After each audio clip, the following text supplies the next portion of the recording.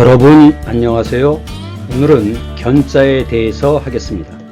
이번에는 이 두 번째 것을 제외하고는 각각 다 어원이 다른 견자들입니다.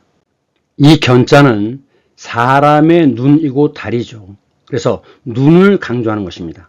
그래서 볼 견자입니다. 그래서 눈으로 보아서 알게 된 것이 견입니다. 그렇기 때문에 견문록이라고 하면 눈으로 보고 귀로 들어서 알게 된 지식, 이것이 견문입니다. 그래서 견문이 넓다라고 하면 아는 것이 많다는 뜻이죠. 그리고 그 보고 들은 것을 기록한 것이 견문록입니다. 견본이라고 할 때 이 본은 책본자입니다. 그래서 책을 인쇄에 들어가기 전에 이런 형태로 만들었다, 마음에 드느냐, 이렇게 해서 보여주는 것이 견본입니다. 견습공 또는 견습생이라고 하는데, 습은 익힌다는 뜻입니다. 익혀야 되니까 아직은 기술이 미숙한 거죠. 이런 사람들을 견습공이라고 합니다. 보고서 배우는 것이 견학이고, 보고서 자기 나름대로 해석을 하는 것, 그러니까 사람마다 다를 수 있는 거죠. 이것을 견해라고 합니다. 견해. 이 해자는 소를 칼로, 뿔과 살로 나누는 것, 즉 분해하다라는 뜻입니다. 나눌 해자입니다. 해석이라고 할 때 쓰는 글자이죠. 그 다음에 견적서, 적은 쌓을 적자인데 뭐가 얼마, 뭐가 얼마, 뭐가 얼마, 뭐가 얼마 이렇게 쌓아서 총 얼마라고 하는 것, 이것이 견적서입니다. 견물생심은 견물, 물체, 물질을 보고서, 즉 물건을 보면 생심, 마음이 생긴다라는 건 마음이 동한다라는 뜻입니다. 그래서 어떤 재물을 보고 욕심을 내는 것, 이것이 견물생심이죠. 그 다음에 견리사의, 견위치명, 안중근 의사의 그 글이죠. 이익을 보게 되면 무엇이 옳은지를 생각하고, 사의, 견위, 위태롭다는 뜻인데 이것은 국가, 나라를 의미합니다. 나라가 위태로움을 보았을 때는 치명, 치는 잃을 치자입니다. 그럼 목숨에 이른다는 얘기는 목숨을 버린다는 뜻입니다. 그래서 나라가 위급할 때 자신의 목숨을 바치는 것이 견위치명인데, 이 남산 자락에 안중근 의사의 기념관과 그 다음에 비석이 세워져 있습니다. 여기에 견리사의, 견위치명이라고 써 있죠. 그런데 안중근 의사라고 하는데 이 의는 오를 의자를 씁니다. 그거에 비해서 유관순은 열사라고 하죠. 위에 글자는 줄 열자입니다. 그래서 오와 열 할 때는 이 줄 열자 쓰고, 그 다음에 알류샨 열도, 줄을 지어서 쭉 늘어서 있죠. 그때 줄 열자이지만 불화가 밑에 들어가면 불로 태우는 거니까 냄새가, 코가 매우 맵습니다. 그래서 맹렬하다라고 할 때 쓰는 글자입니다. 그럼 보통 의사와 열사는 어떻게 구별하느냐? 의사라고 얘기하는 것은 계획적이고 의도적이며 그 계획을 실행하기 위해서 물리력을 동원하는 거죠. 예를 들면 안중근 의사 같은 경우는 이토 히로부미를 저격하기 위해서 총을 미리 준비했지 않습니까? 이런 경우가 의사이고, 열사라는 건 자기의 의지는 아니지만 어찌하다 보니까 결과적으로 국가와 나라를 위해서 목숨을 바쳤을 때, 그때 열사라고 합니다. 그거에 비해서 지사란 말이 있는데 선비사자 밑에 마음심이 들어갔습니다. 그래서 이건 뜻지자입니다. 그래서 이것은 살았느냐 죽었느냐에 관계없이 국가와 민족을 위해서 뜻을 세운 사람들을 지사라고 합니다. 그 다음 일가견이 있는데, 이 간은 집 가자이죠. 그래서 그 집을 이루고 있다는 건 무슨 얘기냐? 어떤 분야에 대해서 체계적이고 전문적인 지식, 견해가 있을 때 일가견이 있다라고 얘기합니다. 그 다음 뜻한 바의 견해, 의견이죠. 그 다음에 발견하였다, 또는 이제 손님을 접견하였다. 이건 그 붙일 접자입니다. 그래서 접착제라고 하죠. 접견이라고 하고, 그걸 좀 전문적으로 얘기하면 불교에서는 견성이라는 게 있습니다. 이 성은 성질이라는 뜻이지만 여기서는 불성을 의미합니다. 그래서 타고난 그 불성을 보는 것, 직시하는 것, 바라보는 것, 즉 깨우친다는 뜻입니다. 그래서 불성을 깨우치면 바로 이제 구도자가 되는 것이고, 계속 나가면 이제 깨달음을 얻어서 부처가 되는 것이죠. 자, 견은 눈으로 보아서 알게 된 것이라고 했습니다. 그래서 시이 불견은 뭐냐면 눈으로는 보았지만 이는 접속사입니다. 어떤 때는 그리고라고 해석하지만 어떤 때는 그러나, 역접으로 되기도 합니다. 그래서 여기서는 역접입니다. 눈으로 보았지만 불견, 그 아는 것이 없다는 거죠. 깨달음이 없다는 겁니다. 이것이 시불견이고 우리 속담에 눈 뜬 장님, 난 놓고 기억자를 또 모른다 이런 경우에 쓰는 것입니다. 그 다음에 시청자라고 할 때 시는 요 시자와 요 시자를 구분해야 되는데 우선 이 시자를 보겠습니다. 이것은 제단입니다. 위에 재물을 놓고 칼로 찌르면 피가 흘러내리죠. 이렇게 피가 흐르는 모습을 보고 제단의 재물, 피가 흐르는 모습을 보고 신의 뜻을 짐작하는 말하자면 신탁입니다. 그래서 이게 신의 뜻을 보여주는 거예요. 이건 능동이지만 이것은 피동입니다. 보여주는 겁니다. 신이 보여주는 것이에요. 그래서 계시를 받았다라고 얘기하죠. 이 계는 열다란 뜻입니다. 그래서 눈뜸, 열림을 받았다라는 것이고 암시라고 하는 것은 암은 어두울 암자죠. 그래서 간접적으로 몰래 이런 뜻이죠. 그 다음에 위세를 보여주는 것. 우리가 이렇게 힘이 세다, 우리가 이렇게 많다, 이렇게 많이 원한다 라고 할 때 그것을 시위한다. 데몬스트레이션을 줄여서 데모라고 하죠. 데모, 시위입니다. 그런데 이 시자에 볼견자가 들어가면 볼시입니다.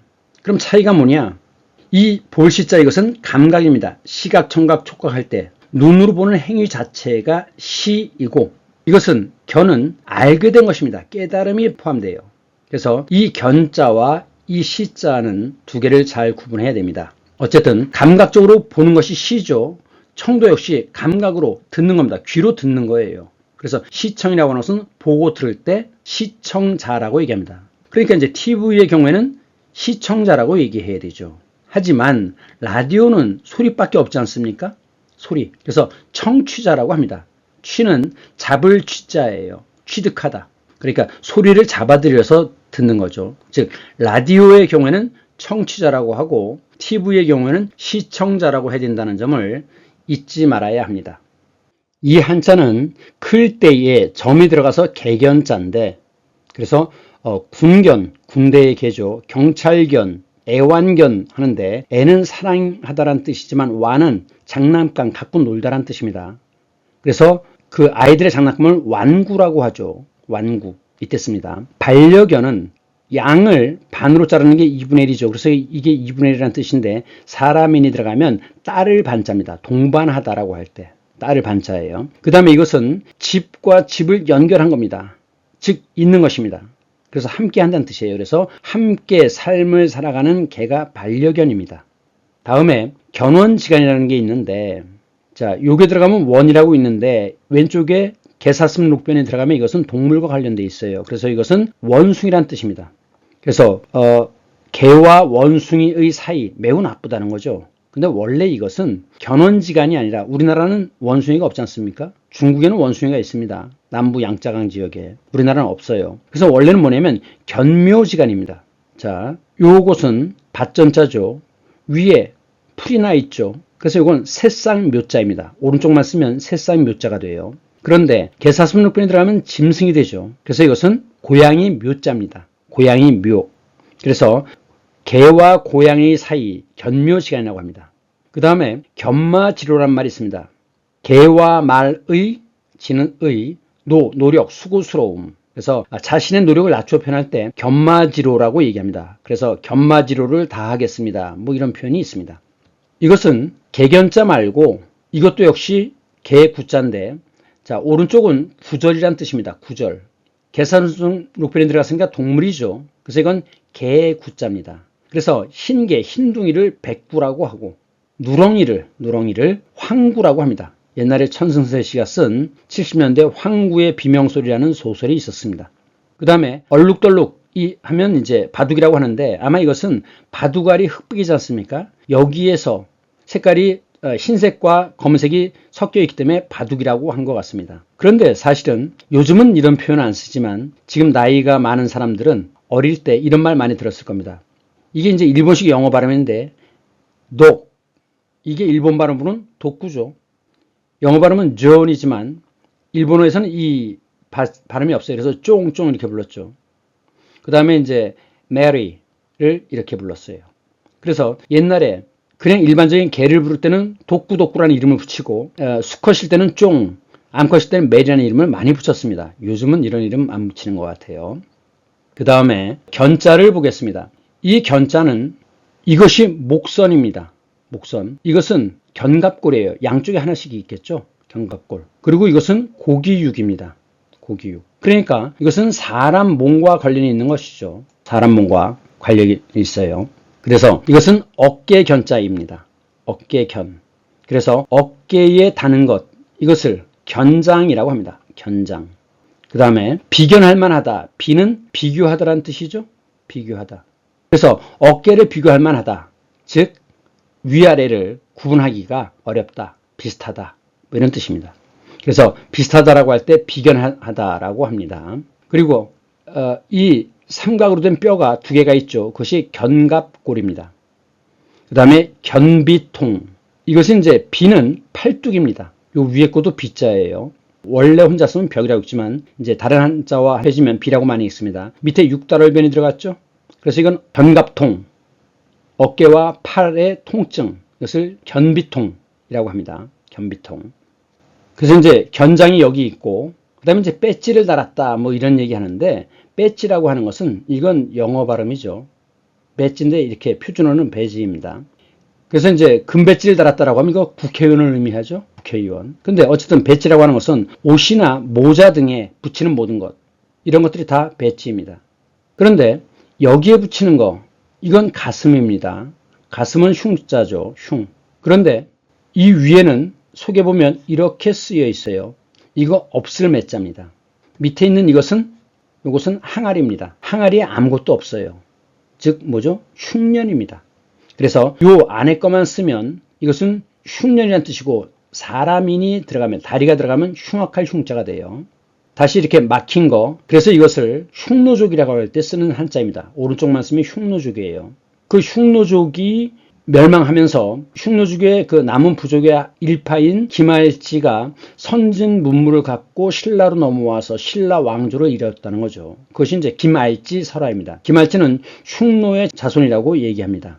그런데 이제 그 흉노족 뒤에 다시 거기에서 만들어진 유목민족이 돌궐족입니다. 근데 이제 한나라 때 돌궐족은 내분을 일으키면서 나라가 둘로 갈라지면서 동투르크는, 동돌궐은 중국에 흡수되고 서투르크는 계속 서쪽으로 이동해서 카스피해를 지나서 결국은 소아시아 지역, 터키 남부까지 오게 되고, 거기에서 셀축 투르크를 세웁니다. 그게 셀축 터키죠. 그런데 그 셀축 터키는 몽골의 침입에서 멸망해요.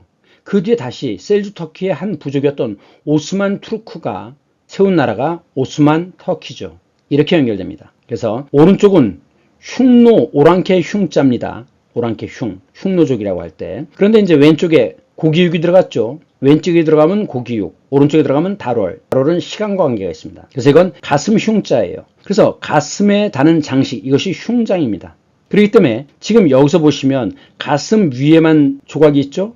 이런 것을 흉상이라고 하고, 머리만 있으면 뭐라고 하겠습니까? 두상이라고 해야 되죠. 두상. 앉아 있는 것은 좌상. 그 다음에 서 있는 상은 입상. 이렇게 됩니다. 이 한자는 요것은 입이고 요것은 몸통, 애벌레입니다. 왼쪽에 실사가 들어갔죠.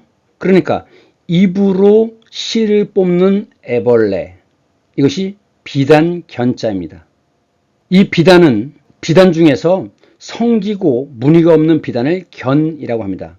오른쪽에 지하철에서 많이 보던 사진이죠. 그림. 예, 이게 이제 알에서 깨어나가지고 카터필라가 되는데 애벌레죠. 근데 이제 지하철에서는 라바로 소개가 됐죠. 라바. 캐터필러라고 하는 것은 탱크의 경우에는 무한궤도를 의미하기도 합니다. 이게 마치 뭐 무한궤도의 그 전차 탱크 바퀴에 그 궤도처럼 생겨서 그런지 이것도 역시 캐터필러라고 합니다. 그리고 이제 코쿤, 고치가 돼서 그 다음에 성충이 되죠. 이것이 이제 모스의 일생이다 그러는데, 모스는 그 나방으로 번역합니다. 나비는 버터플라이죠.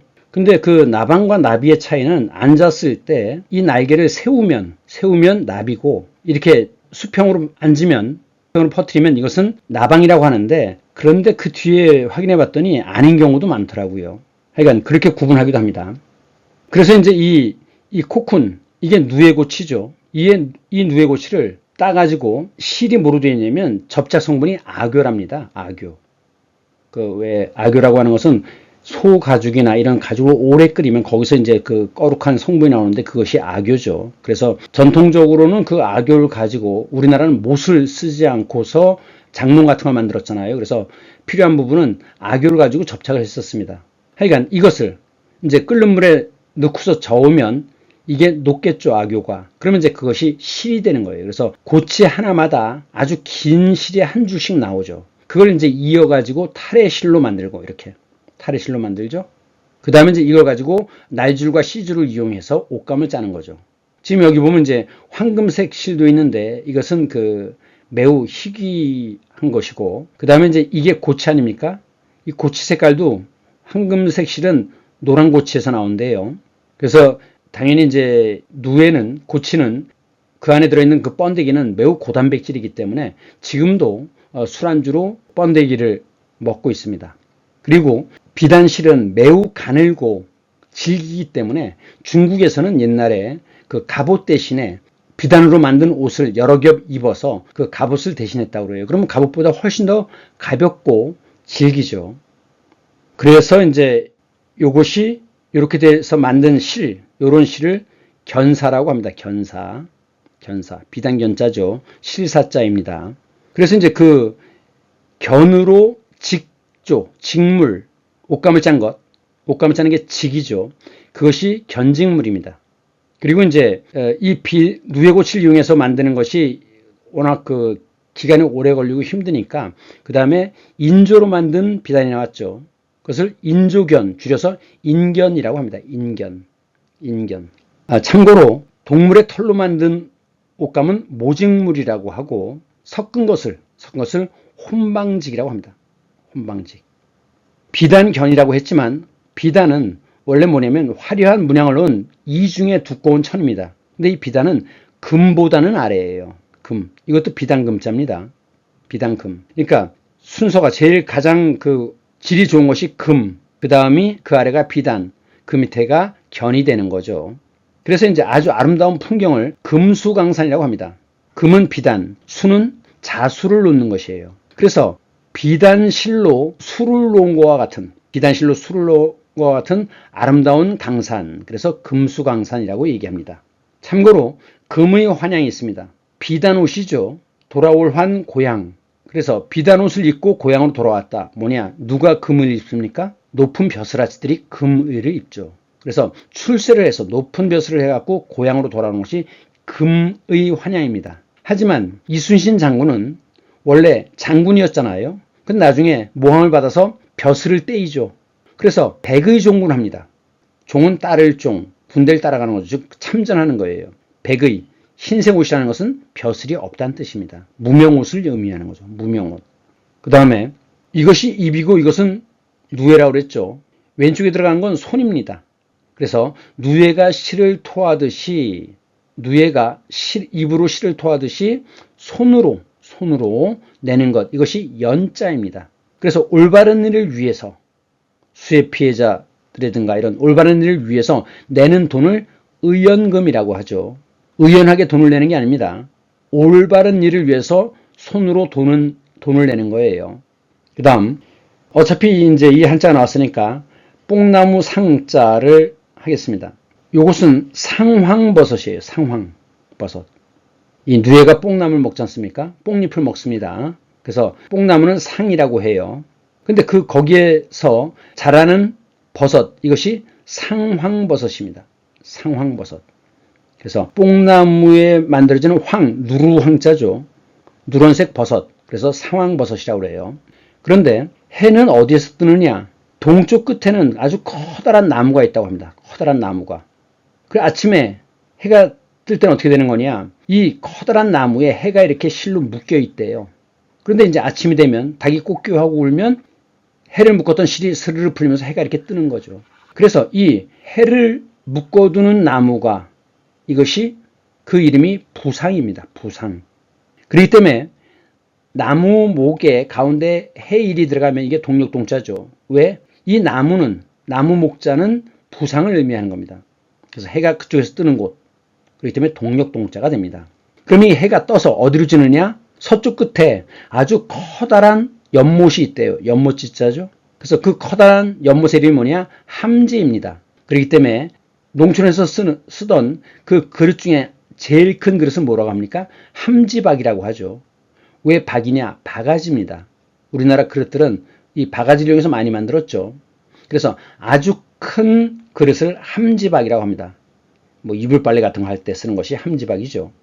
그 다음에 이제 상황버섯이고 누루황자입니다. 그 다음에 상전벽해란 말이 있습니다. 뽕나무 밭이, 벽은 풀벽자입니다. 푸른 바다로 변했다. 뽕나무 밭이 푸른 바다로 변했다. 즉 세상의 변화가 매우 심할 때 상전벽해란 말을 씁니다. 그 다음 이것은 사람이 눈으로 이게 눈입니다. 눈으로 이렇게 내려다보고 있는 모습입니다. 이것은 손우입니다. 흑토. 그러니까 사람이 손으로 땅을 내려다보면서 다지는 것입니다. 그래서 단단해지죠. 그래서 이것이 굳셀견자입니다. 굳셀견.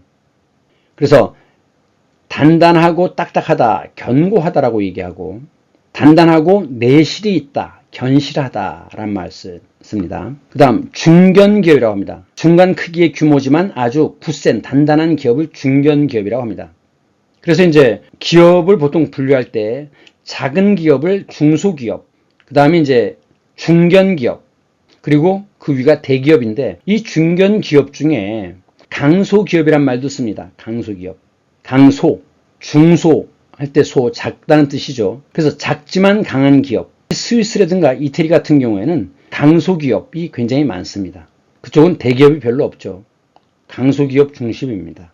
그 다음 견지. 이 지는 잡을 지자입니다. 그래서 단단하게 잡고 있는 것. 그래서 어떤 입장을 견지한다 라고 얘기합니다.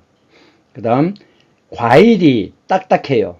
그런 종류를 호두, 잣 이런 종류를 견과류라고 하죠. 종류란 뜻입니다. 이 류는 쌀미에 개견에 요건 머리수입니다.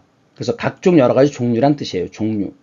그 다음 이것은 칼도 짠데 여기 점이 들어가면 이건 칼날을 의미하죠. 그래서 이건 이 위에 것은 칼날 인자입니다. 칼날을 심장이 됐죠. 그러니까 참아야 돼요. 그래서 굳게 참고 견디는 것이 견인주의입니다. 금욕주의를 이야기하는 것입니다. 이 보낼 견자는 왼쪽에 말씀 안에 들어가면 말로 꾸짖는 겁니다. 꾸짖을 견자입니다. 가운데 중 손으로 언덕이죠. 가다란 뜻입니다. 그러니까 사람들 중에서 뽑아서 언덕 위로 즉 멀리 보낸다는 뜻입니다. 그래서 해외 파견이 있죠. 파는 갈래란 뜻입니다. 물결 파자예요. 물결의 한 갈래. 전체가 아니라 일부란 뜻이죠. 그래서 파병이라고 하는 것은 군대 전체가 하는 게 아니죠. 군대 일부를 보내는 것이 파병입니다. 이 사진은 터키 수도 앙카라에 있는 한국공원, 그 안에 토이기 전사자 위령탑이 있습니다. 위령탑. 그래서 왼쪽에 보시면 한국 참전 토이기 기념탑인데 이것이 바로 전사자들의 명단입니다. 그런데 이 탑은 석가탑을 닮았죠. 지금 보시면 4층처럼 보이죠? 아닙니다. 이게 지금 끝에가 약간씩 들려 있지 않습니까? 이것은 지붕의 충혈을 의미합니다. 그런데 이 밑에 것은 평평하죠. 그래서 이건 기단이에요. 그렇기 때문에 따라서 이것은 3층 석탑입니다. 이 터키는 한국 전쟁 때 한국과 터키는 형제 나라다. 터키 역사 교과서에 그 이야기들이 강조되고 나온다고 합니다. 거기에다가 19세기부터 러시아와 갈등이 심했습니다. 그런데 이제 그 북쪽을 지원했던 소비에트 유니언이 있죠. 소련. 그래서 특히 파병을 많이 했습니다. 물론 미국의 지원을 받으려고 하는 욕심도 있었겠죠. 그 터키를 한자로 쓰면 토이기가 됩니다. 1960년대 중학교 음악 교과서에서는 이 토이기 행진곡이 나옵니다. 왜냐? 이게 이제 오스만 터키인데 오스만 터키는 예니체리라고 해서 예니는 새롭다는 뜻입니다. 체리는 군대예요. 즉 신군대예요. 그래갖고 그 역사상 가장 막강한 군대를 보유하고 있던 것이 오스만 터키였습니다. 그래서 세계 최초로 군악대를 만든 나라가 오스만 터키예요. 그렇기 때문에 그때 쓰던 것, 이것이 토이기 행진곡입니다. 그 다음 오른쪽은 이 벽화는 우즈베키스탄 사마르칸트 아프로시아 벽화인데 벽에 그려진 그림이기 때문에 벽화인데 이것은 프레스코입니다. 프레스코라고 하는 것은 영어로 치면 프레쉬인데 석회를 발라가지고 그것이 굳기 전에 빨리 물감으로 그림을 그리는 겁니다. 그럼 물감이 안으로 스며들어가서 오래 보존되죠. 이런 것을 프레스코라고 합니다. 프레스코화. 그랬는데 이 내용은 뭐냐. 돌궐 당시에 수나라의 협공을 제안했죠. 그런데 이제 돌궐에서 거부를 했습니다. 그래서 항상 이 돌궐 투르크는 항상 형제 나라다 이런 생각을 갖고 있기 때문에 중국의 침략이 시작되면 고구려에서는 초원의 길을 따라서 돌궐이 중국의 뒤를 쳐줄 것을 요청합니다. 그러면 중국은 철군할 수밖에 없죠. 그래서 옛날부터 이런 식의 관계를 고조선 때부터 가져왔기 때문에 터키는 한국을 형제의 나라다라고 얘기를 하는 겁니다. 지금 이 벽화의 오른쪽 둘, 이들이 바로 조우관을 쓴, 자, 깃털 달린 모자 보이시죠? 그런데 이 깃털은 까마귀 깃털을 사용했다고 해요. 조우관, 세조, 깃우자죠. 조우관이라고 합니다. 근데 이들은 연개 소문의 사절단이라고 합니다. 그러니까 그 당시 이제 수당에서 공격할 때 계속 중국 쪽으로 공격을 막아달라고 요청을 하러 보낸 사신들이죠.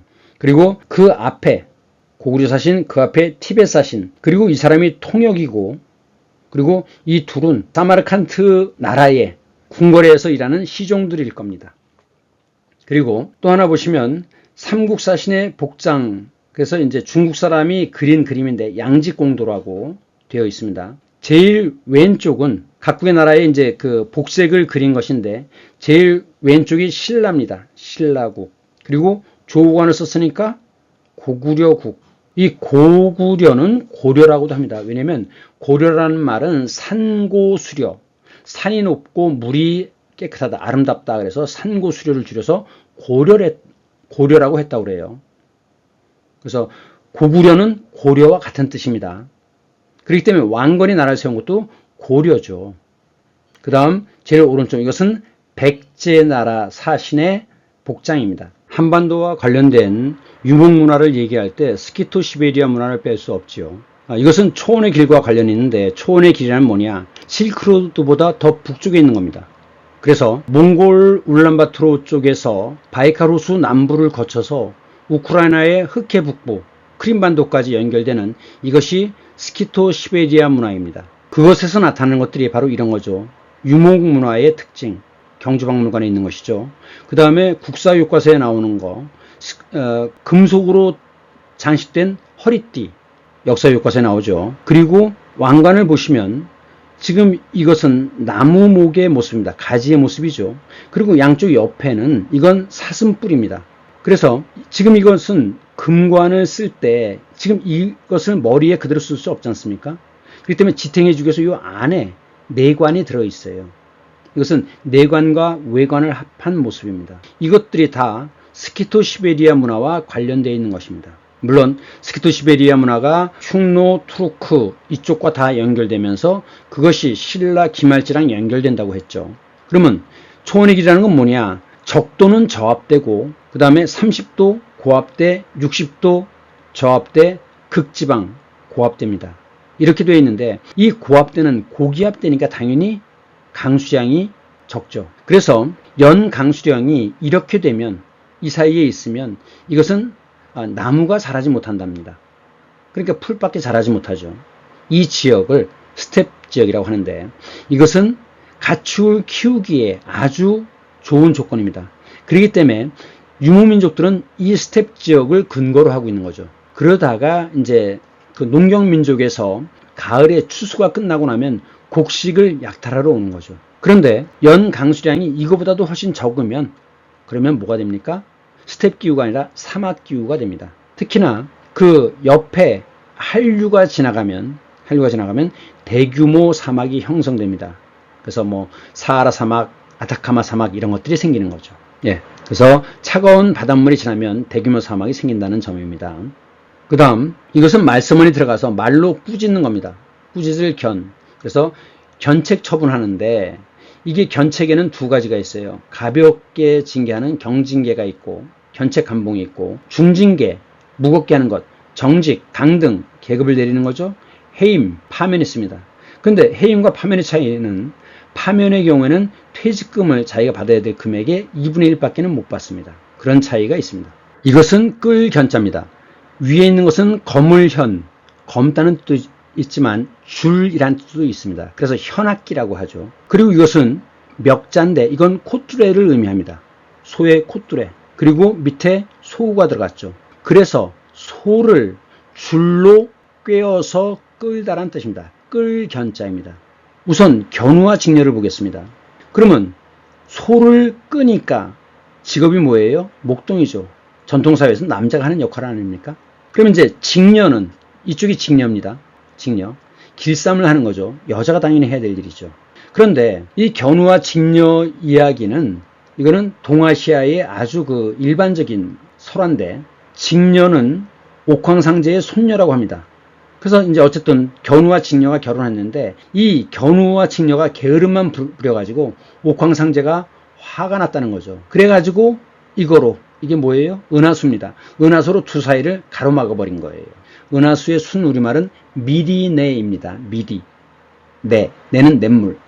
은하수로 가로막았어요. 그러니까 이제 그 7월 7석날 까마귀와 까치가 줄여서 뭐라고 해요? 까마까치라고 하죠. 다리를 놔주면 그때 한 번, 1년에 한 번 만난답니다. 그래서 이제 만남에 눈물을 흘린다는데 이것을 칠석우라고 합니다. 우는 비우자죠.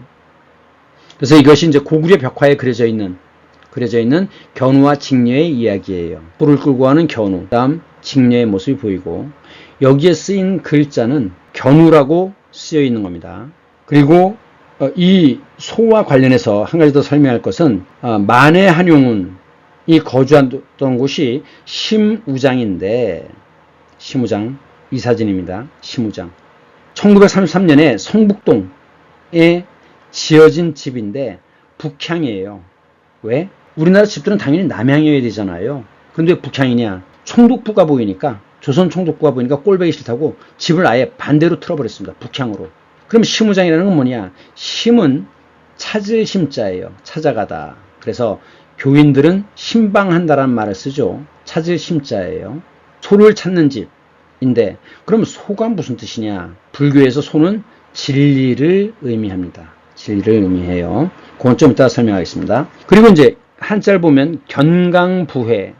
견강부회라는 건 강한 놈에게 강제로 끌어다가 갖다 붙이는 것이에요. 그러니까 끌 견자 강할 강자죠. 그러니까 강제로 끌어다가 붙일 붙자입니다. 부속 고등학교 붙자죠. 붙인다는 뜻이에요. 그래서 만나게 하는 것, 두 개를 잇는 것, 이것이 견강부회입니다.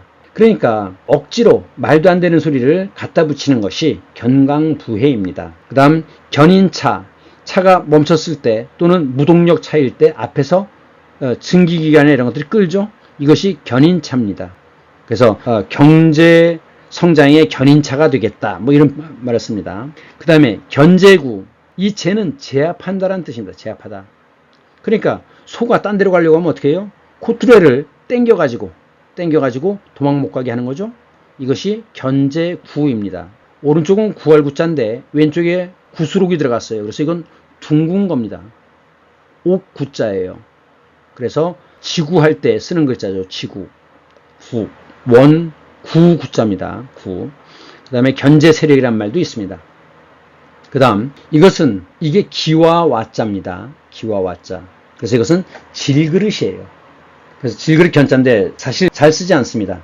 후 삼국시대에 왕건, 견원, 그리고 누구인가 하는 궁예가 있죠. 그 견원입니다. 후백제를 지도했던 견원이라는 사람입니다. 저는 불교 신자가 아니라서 설명을 해도 될지 모르겠지만 어쨌든 그냥 아는 데까지만 해보겠습니다. 이 그림은 십우도 10개가 있죠. 또는 심우도, 심은 찾을 심자라고 그랬죠. 십우도 또는 심우도라고 하는데 10개의 단계를 나눈 겁니다. 우선 심우라고 하는 건 심은 찾을 심자죠. 그래서 소를 잃어버린 소를 찾는 거예요. 그래서 이것은 우는 소는 진리라고 그랬죠. 그래서 지금 이 소를 끄는 줄만 있지 않습니까? 그래서 소를 찾아 나섰는데 견적, 적은 흔적입니다. 소 발자국 보이시죠? 흔적을 발견합니다. 그래서 견우, 소를 발견해요. 우는 진리입니다. 그래서 득우, 소를 얻었죠. 지금 줄로 끌지 않습니까? 그런데 여기서 주의해야 될 것은 이 검은색이 뒤에 가면 모구에서는 하얀색으로 바뀝니다. 그래서 이것은 이 검은색은 인간의 탐욕, 이런 인간의 본성을 가리키는 말이라고 해요. 어쨌든 소를 얻었어요. 그리고 모구, 목동처럼 기르는 거죠. 소를 기릅니다.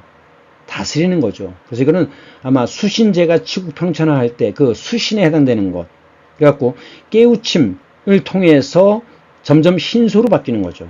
그 다음에 기우, 귀가. 자, 소가 색깔이 점점 변해서 완전히 흰색으로 바뀌었습니다. 그래서 목동과 소의 마음이 다 일치하는 것입니다. 함께 돌아오죠. 그 다음에 망우존인, 소를 잊고 사람만 있구나. 이것은 무심의 경지라고 합니다. 어떤 집착하지 않는 무심의 경지를 의미한대요. 그리고 마지막에 이제 이게 인우구망, 사람과 소 모두 잊어버리다. 이것은 색즉시공 공즉시색, 모든 것을 잊고 깨달음조차도 잃어버린 상태를 의미한다고 합니다. 그 다음에 반본환원, 거꾸로 본질로 환원, 돌아가는 것이죠. 그러니까 본래의 모습으로, 본래의 모습, 즉 원래 자연 있는 그대로의 모습으로 실상의 경지를 의미한다고 합니다. 그 다음에 이제 입전수수라고 하는데, 이것은 저는 얽힐 전자예요. 세상사에 얽힌다는 뜻으로 보면 될 것 같습니다. 그래서 저작거리에 다시 나가서 세상을 다시 만나는 것이라고 합니다. 그러니까 다시 간단히 말씀드리면 시무라고 하는 것은 인간은 다 자신의 불성을 갖고 있는데, 자기 안에 불성을 갖고 있는데 밖에서 찾는 거죠. 밖에서 찾는 거예요. 그래서 그걸 끌어오려고 하는데, 그리고 뭐 이것저것 수양도 하고 깨우침 얻고 하는데, 그 돌아오지만 결국 공즉시색, 색즉시공이라는 말이죠. 그래서 결국 밖과 안이 다른 게 아니라 하나다. 그래서 이것은 인우구망, 이건 모두가 빈 상태, 불교에서 빈 상태라고 하는 것은 최고의 경지죠. 모두가 비어있는 상태이고, 그 경지를 극복하고 난 다음에 다시 이 세상의 본질 그대로 본다는 겁니다. 세상의 본질을 그대로 깨우치고, 그리고 다시 세상으로 나간다. 그럼 어떻게 해야 돼요? 불교를 전파하고 중생들에게 깨우침을 줘야 되겠죠? 네, 여기까지 하겠습니다. 수고하셨습니다.